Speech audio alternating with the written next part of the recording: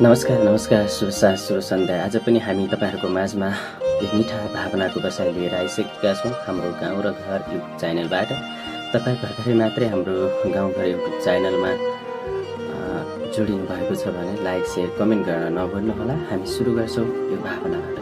भनौँ गाह्रो भएको छ नभनौँ, गाह्रो भएको छ नभनौँ त कसरी नभनौँ। भनौँ गाह्रो भएको छ नभनौँ, गाह्रो भएको छ नभनौँ त कसरी नभनौँ। यो जिन्दगी सोचे भन्दा अप्ठ्यारो भएको छ। भनौँ गाह्रो भएको छ नभनौँ, गाह्रो भएको छ नभनौँ त कसरी नभनौँ। यो जिन्दगी सोचे भन्दा अप्ठ्यारो भएको छ।